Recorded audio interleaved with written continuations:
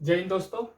पिछला क्लास में आपने बहिर्स्रावी ग्रंथि के बारे में 5 ग्रंथि के बारे में पढ़ चुके थे, ठीक है। आज छठा है आपका सेलेवरी ग्लैंड। अब देखिए सेलेवरी ग्लैंड क्या होता है, हिंदी में इसको लार ग्रंथि कहते हैं। तो लार मतलब तो समझ ही रहे क्या होता है ना। ग्रंथि मतलब थैला, यानी कि वैसा थैला जिसमें लार पाया जाता हो, है ना। सिंपल समझने की बात है। सेलेवरी ग्लैंड का मतलब क्या होता है, लार ग्रंथि। ग्रंथि का मतलब एक छोटा थैला, है ना। थैला में क्या भरा होता है, इंजाइम या तो हार्मोन।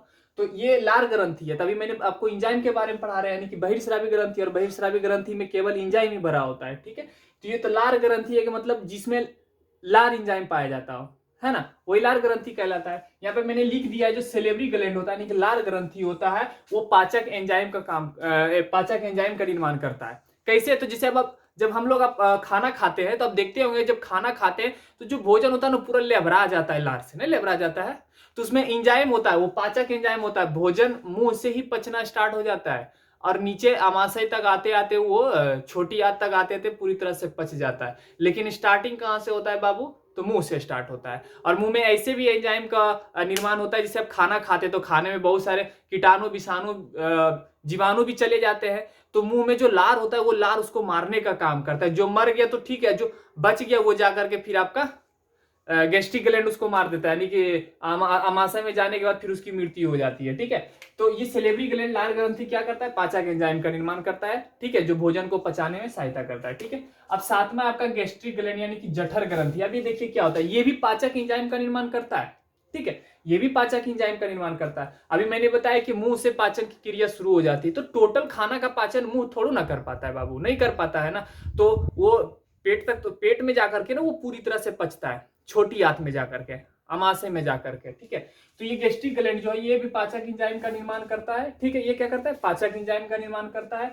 ये मुख्य रूप से दो एंजाइम का निर्माण करता है। पहला रेनिन जो कि दूध को पचाने का काम करता है, और दूसरा है पेप्सिन एंजाइम, ये जो है प्रोटीन का पाचन करता है, ठीक है। जठर ग्रंथि से कितने एंजाइम का निर्माण होता है, दो एंजाइम छोड़ता है वो। पहला रेनिन जो को दूध को पचाने का काम करता है, और दूसरा क्या है, पेप्सिन, यानी कि जो प्रोटीन का पाचन करता है। लेकिन कभी कभी ऐसा होता है ना, ये गैस्ट्रिक ग्लैंड जो है एंजाइम का निर्माण नहीं कर पाता है। तो आप सुने होंगे पेट में गैस्ट्रिक हो जाता है, जब आप खाना खाते होंगे ना तो धुआं ढकार आता है, नहीं आता है क्या, आता है कि ना। तो ये एंजाइम ग्रंथि, ये जो ग्रंथि है वो एंजाइम को नहीं छोड़ता है, ठीक है। जिसके कमी से गैस्ट्रिक रोग हो जाता है। जैसे डॉक्टर के पास जाते तो डॉक्टर क्या बोलता है, हाजमोला खाइए, एक दो गो टैबलेट दे देता है, धुआं ढकार आता है, अंदर से नहीं आता है, खाना पचता ही नहीं है, ऐसा लगता है ना। तो पूरा धुआं ढकारिएगा पूरा, ऐसा होता है कि नहीं।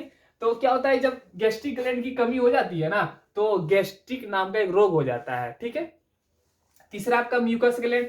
म्यूकस ग्रंथि, अब देखिए क्या होता है, ये जो है एक चिपचिपा पदार्थ का निर्माण करता है, चिपचिपा पदार्थ का निर्माण करता है। जब हम भोजन खाते हैं तो भोजन खाने के बाद भोजन जो है आहार नाल के द्वारा, यानी कि भोजन नली के द्वारा वो आमाशय तक जाता है, ठीक है, जाता है कि नहीं। अब आगे देखिए, ये क्या करता है, भोजन को निगलने में मदद करता है। ये म्यूकस ग्रंथि जो चिपचिपा पदार्थ का निर्माण करता है वो क्या करता है, भोजन को निगलने में मदद करता है। अब आप ही बताओ कि अगर वो ये चिपचिपा पदार्थ का निर्माण नहीं करेगा तो भोजन आसानी से अंदर जाएगा क्या, नहीं जाएगा ना, नहीं जाएगा ना बाबू। तो वो क्या करता है, एक चिपचिपा पदार्थ का निर्माण करता है जो भोजन के साथ मिल जाता है और नली को पूरा चिकना बनाता है और भोजन आसानी से यहीं तक जो आपको दिक्कत होता है, उसके बाद अंदर कैसे जाता है आपको पता चलता है, भोजन नहीं पता चलता है ना। पेट में क्या क्या कैसे कैसे पचता है ये तो आपको पता नहीं चलता, जो भी होता है यहीं तक, इसके अंदर गया भोजन कुछ पता नहीं, है ना। कोई भी कड़वा चीज भी खाइए तो आपको यहीं तक प्रभाव पड़ेगा, पेट में जाने के बाद आपको पता चलता है कि तीता या मीठा खट्टा कुछ भी पता नहीं चलता है, जो भी आपको यहीं तक। तो ये म्यूकस ग्रंथि क्या करता है कि एक चिपचिपा पदार्थ का निर्माण करता है जो भोजन को निगलने में मदद करता है, ठीक है। ये बड़ी आंत के मलाशय में भी म्यूकस म्यूकस का निर्माण होता है। जो बड़ी आंत होता है जहां पे भोजन जाकर पच करके पूरी कंप्लीट हो जाता है, तो बड़ी आंत में यानी कि मलाशय में, मलाशय तो समझ रहे, जहां से जहां पे जाके मल का जहां पे मल जाके जमा होता है कि नहीं। तो ये मल में भी म्यूकस का निर्माण करता है ना, ताकि लेट्रिन भी आसानी से हो जाए इस, ठीक है। तो म्यूकस ग्रंथि समझ गए। सबसे पहले क्या, म्यूकस ग्रंथि जो एक चिपचिपा पदार्थ का निर्माण करता है जो भोजन को निगलने में मदद करता है, ठीक है। और ये बड़ी आंत के मलाशय में भी पाए जाते हैं ये, ठीक है, म्यूकस ग्रंथि, ये म्यूकस का निर्माण करता है, ठीक है। अब नौमा है देखिए लीवर, इसको थोड़ा अच्छा समझिएगा, लीवर का एक अलग टॉपिक ही आएगा आप लोग का, ठीक है। लेकिन अभी बहिर्स्रावी ग्रंथि के बारे में पढ़ रहे हैं तो लीवर भी एक ग्रंथि ही है, ठीक है, बहिर्स्रावी ग्रंथि है। तो इसका भी थोड़ा बेसिक नॉलेज लेना है, इसके बारे में एक अलग टॉपिक आएगा, बहुत बड़ा चैप्टर है आपका लीवर, ठीक है, बहुत बड़ा टॉपिक है आपका, एक अलग अलग से लेंगे इसका, ठीक है। तो अभी फिलहाल बेसिक नॉलेज समझ लेते हैं, ठीक है। अब देखिए नोमा है लीवर, लीवर को यकृत या जिगर कहते हैं, ठीक है, यकृत या जिगर कहते हैं, ठीक है। इंग्लिश में लीवर है, हिंदी में यकृत या जिगर। अब देखिए ये क्या होता है, सबसे पहले जानना, जो लीवर होता है वो हेपेटिक तथा कुफर सेल से बना होता है। सेल पार्ट में मैंने बताया था, है ना, हेपेटिक तथा कुफर सेल से बना होता है। और मैंने सेल में ये भी बताया था, कोशिका में ये भी बताया था कि लीवर जो है अपने क्षतिग्रस्त अंगों को स्वतः ठीक कर लेता है। यानी मैंने बताया था कि शरीर में कौन ऐसा अंग है जो कि क्षतिग्रस्त होने पर वो तेजी से विभाजन की क्रिया करती, तो वो लीवर ही था। तो लीवर में देखिए हेपेटिक सेल तथा कुफर सेल पाया जाता है। जो कुफर सेल होता है बाबू, कुफर सेल जो होता है, इसमें विभाजन की क्षमता ज्यादा होता है, इसमें सेंट्रोसोम ज्यादा एक्टिव होता है। लीवर देखिए लीवर में अगर आपको चोट को चाकू भी मार देगा ना, तो लीवर बहुत जल्दी ठीक हो जाता है, क्योंकि वहां पे कोशिका का विभाजन तेजी से होता है। तो जहां पे कोशिका का विभाजन तेजी से होगा, ऑटोमेटिक है, वहां पे जो भी कुछ होगा, अगर चोट घाट लगेगा वो जल्दी ठीक हो जाएगा। और मस्तिष्क में मैंने बताया था वो न्यूरॉन सेल, वो कोशिका का विभाजन नहीं करता, इसलिए अगर सर में चोट लग जाता है तो लोग मर जाता है, या तो बिल्कुल एकदम पागल ही हो जाता है, कोमा में चला जाता है, क्योंकि वो कोशिका का विभाजन नहीं कर पाता। इसीलिए अगर सर में, मस्तिष्क में अगर चोट लगता है तो वो ठीक नहीं हो पाता है। ब्रेन को अगर चोट लग जाता है तो ब्रेन दो कोशिकाओं से मिलकर बना हुआ था। 90% आपका था न्यूरॉन सेल और 10% गिलियल सेल था। तो गिलियल सेल में सेंट्रोसोम पाया जाता है जो कोशिका का विभाजन करता है, और जबकि 90% वाला जो न्यूरॉन सेल होता है इसमें सेंट्रोसोम पाया ही नहीं जाता है। जबकि 90% न्यूरॉन सेल से हमारा मस्तिष्क बना, और इसमें सेंट्रोसोम पाया नहीं जाता है। जब सेंट्रोसोम का काम क्या होता है, कोशिका का विभाजन करना, यानी कि एक कोशिका को तोड़ करके दो नई कोशिका को बनाने का काम करता है। और ये जो गिलियल सेल बना हुआ है इसमें सेंट्रोसोम पाया जाता है, लेकिन अगर ये गलती से विभाजन कर देता है तब ब्रेन ट्यूमर नाम का रोग हो जाता है। ऐसा कुछ बताया था मैंने सेल में, आपको देख लीजिएगा पिछला क्लास को, ठीक है, वीडियो को। चलिए अब लीवर कितने कोशिकाओं से मिलकर बना होता है बाबू, तो दो कोशिकाओं से। ब्रेन कितने कोशिकाओं से मिलकर बना हुआ है, दो, 90% न्यूरॉन सेल और 10% ग्लियल सेल। उसी तरह लीवर भी दो कोशिकाओं से मिलकर बना है, पहला हेपेटिक सेल, हेपेटिक कोशिका, और दूसरा है आपका कुफर सेल। और ये जो लीवर है ये बहिर्स्रावी ग्रंथि का सबसे बड़ा ग्रंथि है, बहिर्स्रावी ग्रंथि का सबसे बड़ा ग्रंथि है, जो उदर गुहा में पाया जाता है। कहाँ, उदर गुहा, उदर मतलब क्या होता है, पेट, गुहा मतलब खाली जगह, पेट का जो खाली जगह उसके दायां साइड पाया जाता है, यहाँ पे लीवर होता है, ठीक है, दायां साइड, बायां साइड नहीं, कहाँ होता है, दायां साइड लीवर होता है, ठीक है, याद रखिएगा। अब नेक्स्ट देखिए क्या, ये बहिर्स्रावी ग्रंथि की सबसे बड़ी ग्रंथि होती है, ठीक है, ये उदर गुहा में स्थित होता है। उदर मतलब पेट, गुहा मतलब खाली जगह, पेट के खाली जगह में ये स्थित होता है लीवर, ठीक है। और इसमें कोशिका का विभाजन बहुत तेजी से होता है, ठीक है, समझ गए। ये कितने कोशिकाओं से मिलकर बना होता है, दो कोशिका, हेपेटिक सेल, हेपेटिक कोशिका, दूसरा क्या हो गया आपका कुफर सेल। अब इसमें देखिए यहाँ पे मैंने लिख दिया कि ये जो है अपने क्षतिग्रस्त अंगों को स्वतः ठीक कर लेता है, अपने क्षतिग्रस्त अंगों को क्या करता है, स्वतः, यानी कि जल्दी ठीक कर लेता है, बहुत तेजी से। हाथ में अगर चोट लगेगा और लीवर में भी चोट लगा तो हाथ से पहले लीवर ठीक होगा, क्योंकि इसमें कोशिका का विभाजन काफी तेज होता है। मैंने कोशिका पार्ट में पढ़ाया था कि सबसे ज्यादा कोशिका का विभाजन होता है तो वो कहाँ होता है, लीवर में, और सबसे कम आपका होता है न्यूरॉन सेल में, मस्तिष्क में, ब्रेन में, ठीक है। अब ये देखिए 4 एंजाइम का निर्माण करता है लीवर, मुख्य रूप से 4 एंजाइम छोड़ता है, और भी छोड़ता है, लेकिन अभी समझना है फाइब्रोनिजोन, प्रोथ्रोम्बिन, हेपरिन तथा एल्बुमिन का निर्माण करता है। अब देखते होंगे कभी कभी अगर हाथ कट जाता है तो ब्लड निकलता है, लेकिन फिर वो बंद हो जाता है। तो ये कुछ ऐसे एंजाइम को छोड़ता है जो कि ब्लड को रोकने का काम करता है ना, कि ताकि ब्लड ज्यादा ना बहे, ठीक है। तो इसमें ये 4 एंजाइम का निर्माण करता है, पहला फाइब्रोनिजोन, प्रोथ्रोम्बिन, हेपरिन तथा एल्बुमिन, ठीक है। अब देखिए बिलिरुबिन का भी निर्माण करता है। बिलिरुबिन क्या होता है, ये पीले रंग का पिगमेंट होता है, लीवर में पाया जाता है। अगर बिलिरुबिन की मात्रा अगर ज्यादा बढ़ जाएगा तो पूरा शरीर पीला पड़ जाता है, आंख ऊख नाखून वगैरह शरीर पीला पड़ जाता है, जिसको क्या कहते हैं, जोंडिस हो जाता है ना। तो शरीर में जोंडिस नाम का रोग किसके वजह से होता है, तो बिलिरुबिन की वजह से। अगर बिलिरुबिन की मात्रा बढ़ गया तो पूरा शरीर पीला हो जाता है, ठीक है। लेकिन हालांकि बिलिरुबिन जो होता है ओनली, ये जो पीले रंग का पिगमेंट जो होता है ओनली ये लेट्रिन को पीला करने का काम करता है, ठीक है। लेकिन अगर कभी कभी इसकी मात्रा बढ़ जाती है शरीर में तो पूरा शरीर पीला पड़ जाता है, जिसको जॉन्डिस नाम की रोग कहते हैं, ठीक है। तो जॉन्डिस नाम की रोग किसके बढ़ने से होता है, बिलिरुबिन की मात्रा बढ़ने से होता है। बिलिरुबिन किस ग्रंथि में कहाँ पाया जाता है, तो लीवर में, ठीक है, लीवर इसका निर्माण करता है, ठीक है। अब एक बिलिवर्डिंग होता है जो पित्त को हरा रंग प्रदान करता है। जब मैं आपको लीवर के बारे में जब लीवर का टॉपिक हम पढ़ाएंगे उसमें बिल्कुल पूरा डिटेल से पढ़ाएंगे, ठीक है। अभी फिलहाल आपको बहिर्स्रावी ग्रंथि जानना है, उसमें कितने सारे ग्लैंड होते हैं, ठीक है, ये मुख्य रूप से अभी आपको जानना है, ठीक है। अब देखिए कुछ चीज को ये बदलने का भी काम करता है, जैसे अमोनिया को यूरिया में बदल देते हैं, ठीक है। जैसे जो टॉयलेट होता है, हम लोग का जो पेशाब होता है वो स्टार्टिंग में अमोनिया होता है, अमोनिया बहुत खतरनाक होता है, बहुत खतरनाक होता है। तो क्या करता है लीवर, क्या करता है उस अमोनिया को यूरिया में बदल देता है, और यूरिया थोड़ा कम खतरनाक होता है, ठीक है। तो ये क्या करता है अमोनिया को यूरिया में बदल देते हैं।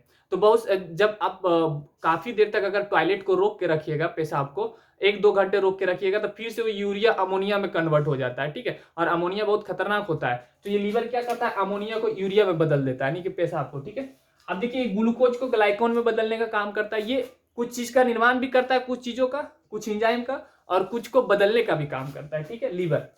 कार्बोहाइड्रेट को वसा में बदल देता है, जो कार्बोहाइड्रेट हम लोग खाते हैं वसा, डायरेक्ट तो कार्बोहाइड्रेट ही खाते हैं ना, अब कार्बोहाइड्रेट को वसा में चेंज करने का काम कौन करता है, तो आपका लीवर करता है, लीवर, ठीक है। अच्छा अभी एक बात बताइए, अगर आपको उल्टी होती है तो उल्टी के साथ कभी ब्लड आती है क्या?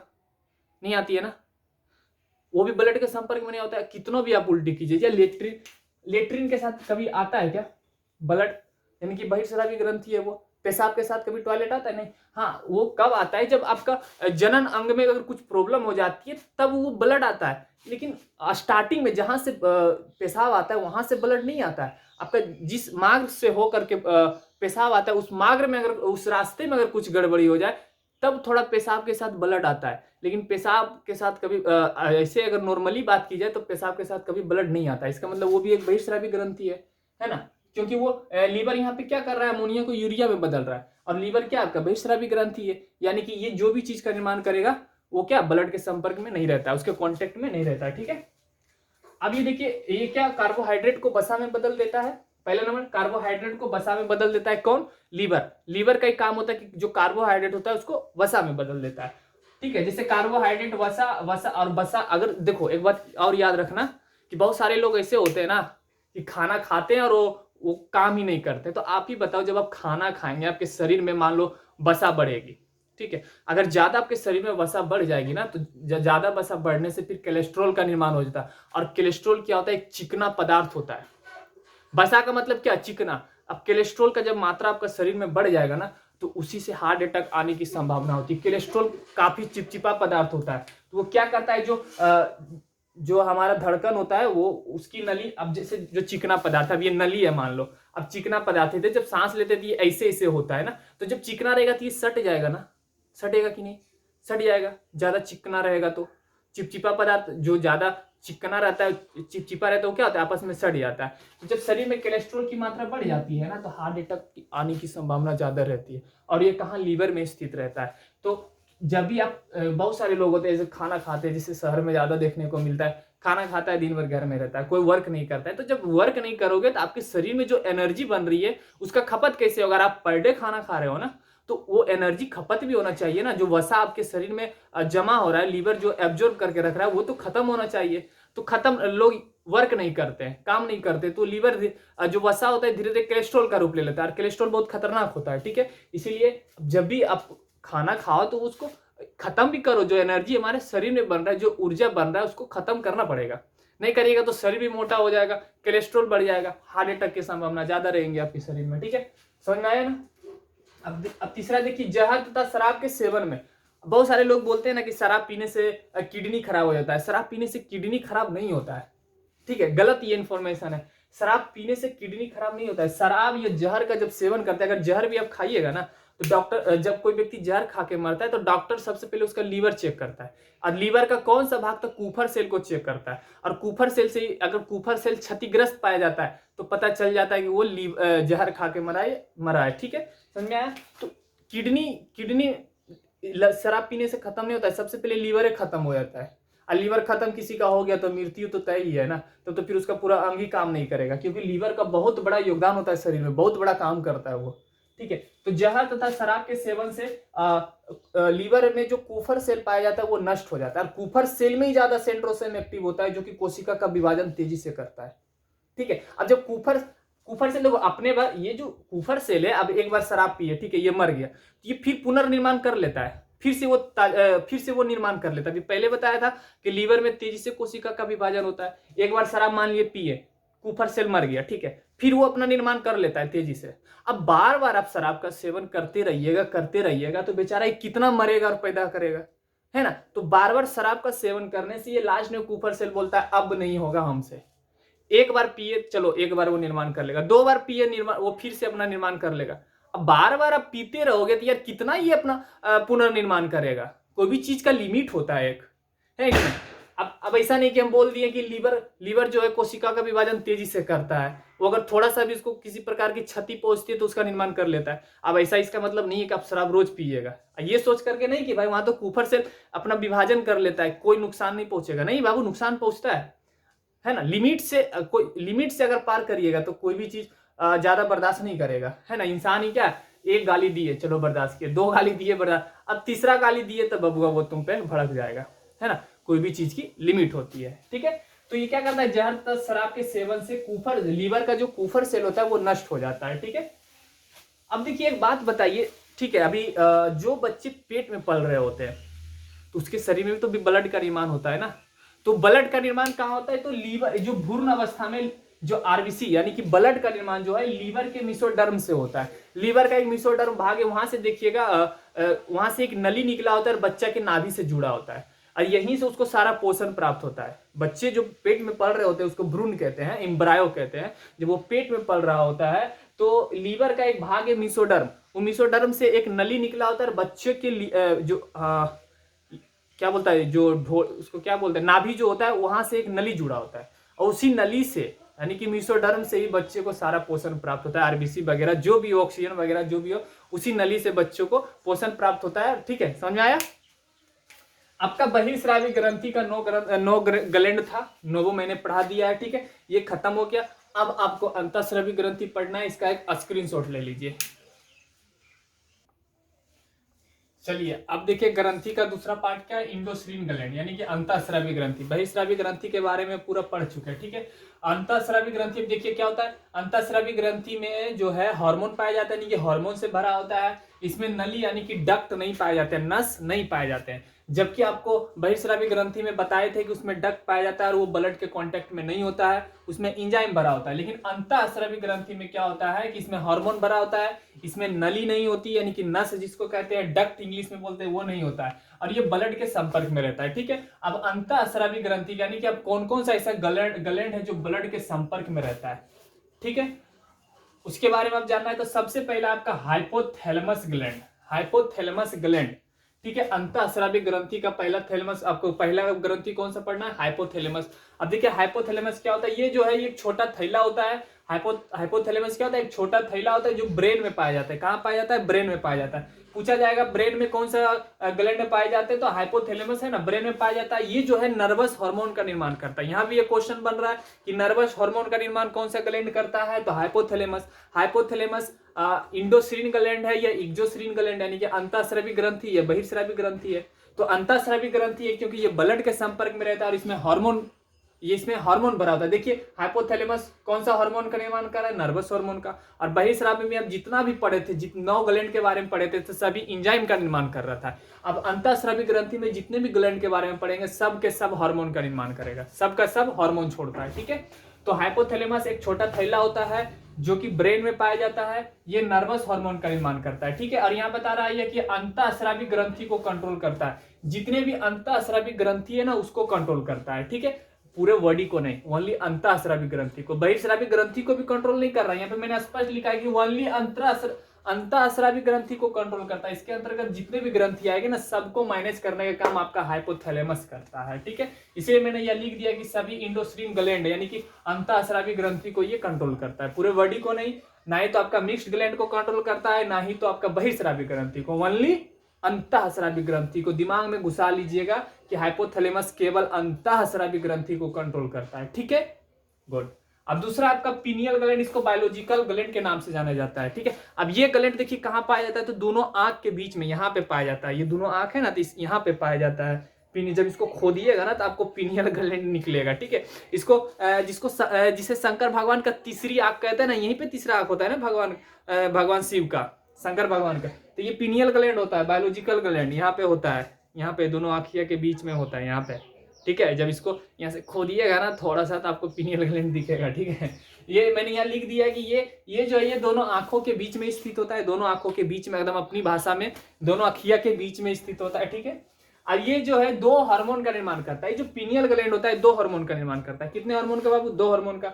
पहला आपका मेटाटोनिन और दूसरा है सेरोटोनिन। अब देखिए मेटाटोनिन का काम क्या होता है, रंग को काला करना, और सेरोटोनिन का काम होता है नींद लाना। अब देखते होंगे जब प्रकाश की जब उपस्थिति, प्रकाश जब अभी जैसे प्रकाश है, ठीक है, तो हमारा शरीर का रंग थोड़ा बढ़ जाता है, लेकिन जब प्रकाश अनुपस्थित हो जाता है यानी कि रात के टाइम में ये जो मेटाटोनिन हार्मोन है ये कम निर्माण होता है, जिसके वजह से हमारा शरीर का रंग हल्का फीका पड़ जाता है। जैसे अभी जितना क्लियर दिख रहा है ना, थोड़ा नाइट का टाइम आएगा ना तो थोड़ा हल्का सा ये फीका पड़ जाता है, नहीं कि थोड़ा कम हो जाता है, काला कर देता है, ठीक, ज्यादा नहीं, ज्यादा करेगा तो लड़की लोग फिर बेहोश हो जाएगी, रात में भी उसको मेकअप करना पड़ जाएगा समझ रहे ना। तो थोड़ा सा ये क्या करता है, जो पीनियल ग्लैंड है यानी जो मेलाटोनिन हार्मोन जो होता है प्रकाश की अनुपस्थिति में थोड़ा ये कम हो जाता है, जिसके वजह से रंग का शरीर का रंग थोड़ा काला पड़ जाता है, तो बोल सकते हैं कि थोड़ा फीका पड़ जाता है, ज्यादा नहीं, थोड़ा सा पता नहीं चलेगा लेकिन उतना होता है, ठीक है। और ये सेरोटोनिन ये क्या करता है, ये नींद लाती है। पीनियल ग्लैंड दो हार्मोन का निर्माण करता है, पहला मेलाटोनिन, दूसरा आपका सेरोटोनिन। मेलाटोनिन का काम क्या होता है, जब प्रकाश की अनुपस्थिति में ये क्या करता है, मेलाटोनिन रंग को थोड़ा काला कर देता है, यानी कि रंग को थोड़ा फीका कर देता है। और सेरोटोनिन ये नींद लाती है। कैसे, तो देखिए नींद कैसे लाती है, रात में नींद आती है तो पूछा जाएगा नींद जो है किस हार्मोन की वजह से आती है, तो सेरोटोनिन हार्मोन की वजह से। सेरोटोनिन हार्मोन किस ग्रंथि में भरा होता है, तो पीनियल ग्लैंड में, पीनियल ग्लैंड इसको छोड़ता है, ठीक है। अब पीनियल ग्लैंड कौन सा ग्रंथि है, तो अंतःस्रावी ग्रंथि है, जो कि ब्लड के कांटेक्ट में रहता है। अब देखते हैं कभी कभी जब लाइट बल्ब जब आप नहीं बुताते हैं, इसका एक खासियत है क्या, पीनियल ग्लैंड का क्या खासियत है, जब प्रकाश उपस्थित रहेगा ना तो सेरोटोनिन हार्मोन का निर्माण कम करता है। रात में बहुत सारे लोग को देखते होंगे कि लाइट बुझा के सोते हैं तो नींद अच्छी आती है। इसका कहना है कि बबुआ प्रकाश अगर कहीं पे भी लाइट रहेगा तो हम कम हार्मोन का निर्माण करेंगे, नींद कम आएगा। बात सही है कि बहुत सब लोग लगभग रात में जो है लाइट बुझा के सोते हैं, सोना भी चाहिए। जब प्रकाश, अब जब लाइट को बुझाते हैं तो ये जो पीनियल ग्लैंड होता है यानी कि सेरोटोनिन हार्मोन जो होता है ये इसका ज्यादा निर्माण होता है और नींद अच्छा आता है। इसलिए रात में जब भी सोया कीजिए तो बल्ब बंद करके। क्यों, क्योंकि अगर बल्ब बंद नहीं करिएगा तो पीनियल ग्लैंड आपका सेरोटोनिन हार्मोन का निर्माण कम करेगा, और जब सेरोटोनिन हार्मोन का निर्माण कम होगा तो नींद ऑटोमेटिक कम आएंगे, बुरा सपना वगैरह देखिएगा, रात भर बौखते रहिएगा, ठीक है। नींद देखिए, जब जिसको अच्छा नींद आता है ना उसको रात में सपना नहीं आता है, जिसको सपना आ रहा है जिसका मतलब वो अच्छे से नहीं सो पा रहा है, उसको गहरी नींद नहीं आया है, शरीर में दिन भर उसको थकान रहेगा। सोच लीजिएगा जिस दिन आपको रात में सपना आया तो इसका मतलब आपको नींद पूरा नहीं हुआ है, सपना नहीं आया तो नींद एकदम समझिए पूरा हुआ है, ठीक है। जब भी रात में सोना चाहिए तो प्रकाश यानी कि बल्ब को बुता करके, तब ये पीनियल ग्लैंड क्या करेगा, सेरोटोनिन हार्मोन का निर्माण ज्यादा करेगा। जब सेरोटोनिन हार्मोन का निर्माण ज्यादा होगा ऑटोमेटिक नींद काफी अच्छे से आएंगे, पता ही नहीं चलेगा कब रात हो गई, ठीक है, सुबह हो गई, समझ गए ना। तो रात में जब भी सोइए तो बल्ब बुझा करके, एकदम अवश्य के जरूरी है, ठीक है। अब देखिए बच्चों में जो ये पीनियल ग्लैंड होता है ये बच्चों में अधिक सक्रिय होता है। कैसे, अब बच्चे ज्यादा सोते हैं, नहीं सोते हैं, जो नवजात शिशु होते हैं ना, 3 महीने 4 महीने 6 महीने के जो बच्चे होते हैं वो 18 से 20 घंटा सोते हैं, तो उसमें जो है ये सेरोटोनिन हार्मोन ज्यादा एक्टिव होते हैं, पीनियल ग्लैंड ज्यादा सेरोटोनिन हार्मोन का निर्माण करता है। कहाँ, बच्चों में, इसलिए मैंने यहाँ लिख दिया है कि बच्चों में ये जो है ज्यादा सक्रिय होता है। इसको थर्ड आई भी कहते हैं, इसको तीसरी आंख कहते हैं। शिव भगवान का तीसरा, शंकर भगवान का तीसरा आंख यहीं पे है ना, तो इसको तीसरी आंख भी कहते हैं, ठीक है। समझ में आ गया। पीनियल ग्लैंड दो हार्मोन का निर्माण करता है, मेटाटोनिन, सेरोटोनिन, ये दोनों आंख के बीच में स्थित होता है, ये दो हार्मोन का निर्माण करता है, ठीक है। मेलाटोनिन रंग को काला कर देता है, सेरोटोनिन नींद लाती है, और बच्चों में ये ज्यादा सक्रिय होता है, इसको थर्ड आई के नाम से भी जाना जाता है, ठीक है। इसका 3 नाम, pineal gland, biological gland, third eye, ठीक है। अब अगला है देखिए आपका पीयूष ग्रंथि, पिट्यूटरी ग्लैंड क्या होता है, अब इसके बारे में थोड़ा समझते हैं। अब देखिए यहाँ पे मैंने हाइपोथैलेमस में क्या बताया था कि ये एक छोटा थैला होता है जो ब्रेन में पाया जाता है, ये ब्रेन में पाया जाता है, जबकि पिट्यूटरी ग्लैंड जो आपका ये ब्रेन के नीचे स्थित होता है। अब जैसे ये ब्रेन है ना, ये ब्रेन है मान लो, ठीक है, अब इसका नीचे यहाँ पे स्थित होगा, ये आधार या तल कहते हैं, मैंने दोनों चीज लिख दिया, आधार या तल में स्थित होता है कौन, पिट्यूटरी ग्लैंड। इसमें मैंने बताया था एक छोटा थैली होता है, और ये पूरे यानी कि अंतःस्रावी ग्रंथि इंडोश्रीन ग्लैंड को कंट्रोल करता है। अब पीयूष ग्रंथि में देखिए इसका क्या कहना, ये क्या होता है कि ये तो पहले नंबर ब्रेन के नीचे स्थित होता है, एकदम जस्ट ब्रेन के जस्ट नीचे स्थित होता है, ठीक है। ये अंतःस्रावी ग्रंथि की सबसे छोटी ग्रंथि है, अंतःस्रावी ग्रंथि की सबसे छोटी ग्रंथि है। अंतःस्रावी ग्रंथि की सबसे छोटी ग्रंथि कौन है, पीयूष ग्रंथि। कुछ क्वेश्चन पूछा जा सकता है कि अंतःस्रावी ग्रंथि के अंतर्गत आने वाले कौन ऐसा ग्लैंड है जो सबसे छोटा ग्रंथि है, पीयूष ग्रंथि, ठीक है। इसका वजन 0.6 GM होता है, 0.6 GM, ठीक है।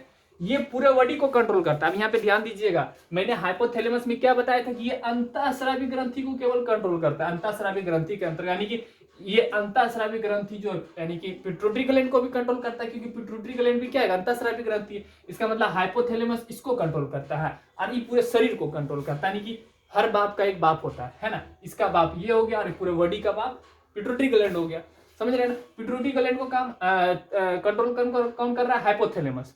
पहले मैंने लिख दिया कि अंतःस्रावी ग्रंथि को कंट्रोल करता है, तो भाई पिट्यूटरी ग्लैंड भी तो अंतःस्रावी ग्रंथि के अंतर्गत आता है, तो हाइपोथैलेमस इसको कंट्रोल कर रहा है। और ये जो पिट्यूटरी ग्लैंड ये पूरे शरीर को कंट्रोल करता है, पूरे बॉडी को, चाहे वो अंतःस्रावी ग्रंथि हो, मिक्स्ड ग्लैंड हो, कुछ भी हो, पूरे बॉडी को ये कंट्रोल करता है, ठीक है। हर बाप का एक बाप होता है, ठीक है, समझ आया ना। अब देखिए यहाँ पे मैंने लिख दिया इसे, इसीलिए इसको मास्टर ग्रंथि भी कहते हैं। इसका एक नाम और क्या है, मास्टर ग्रंथि, क्या, मास्टर ग्रंथि भी इसे कहते हैं। और ये जो है, ये पिट्यूटरी ग्लैंड जो है, इससे सारा 4 हार्मोन का निर्माण करता है, वो 4 हार्मोन का। पहला TSH, पहला नंबर है TSH यानी कि थोराइड स्टिमुलेटेड हार्मोन, ठीक है। ये थोरेक्सिन हार्मोन, थोरेक्सिन नाम का एक हार्मोन का निर्माण करता है, ठीक है। अब दूसरा है STH, सेमेटोट्रोफिक हार्मोन। ये अब ये दूसरा जो हार्मोन ये वृद्धि को नियंत्रित करता है। देखिए अगर किसी व्यक्ति के शरीर में अगर STH की मात्रा और STH हार्मोन अगर बढ़ जाता है ना, तो काफी लंबा हो जाता है, काफी लंबा हो जाएगा। और जिसमें कम हो जाता है, जिसमें कम हार्मोन का निर्माण होता है STH हार्मोन का, वो काफी नाटा हो जाता है। तो ये वृद्धि को कंट्रोल करने का काम करता है, यानी कि नाटा लंबा, जैसे हम लोग में बढ़िया है ना, ना ज्यादा लंबा है ना ज्यादा नाटा है, ठीक है, एकदम साधारण है। तो STH जो है, जिसके शरीर में STH हार्मोन बढ़ जाता है, यानी कि पिट्यूटरी ग्लैंड अगर ज्यादा निर्माण कर दिया तो आदमी काफी लंबा हो जाएगा, देखने में वो ठीक नहीं लगता है, ठीक है, काफी लंबा हो जाएगा। और जिसमें कम हार्मोन का निर्माण हुआ, STH अगर कम रहा तो वो नाटा हो जाता है। तो नाटा और लंबा कैसे होता है, समझ में आ गया।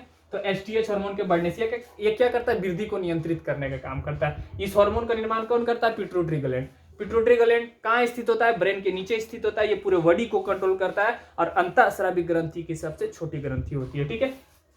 तीसरा है आपका LTH हार्मोन, लैक्टोजेनिक हार्मोन। ये दूध का निर्माण करता है, इसे एक नाम से और जानते हैं, प्रोलैक्टिन हार्मोन, ठीक है। अब देखिए LTH जो है ये लैक्टोजेनिक हार्मोन जो ये दूध का निर्माण करता है। तो दूध का निर्माण, तो ये हार्मोन जो है महिलाओं में, यानी कि जो फीमेल होते हैं जो दूध का स्रावन करते हैं, पुरुषों में तो दूध का स्रावन नहीं होता है ना, तो महिलाओं में ये हार्मोन ज्यादा एक्टिव होते हैं, उसमें ज्यादा होते हैं, है ना।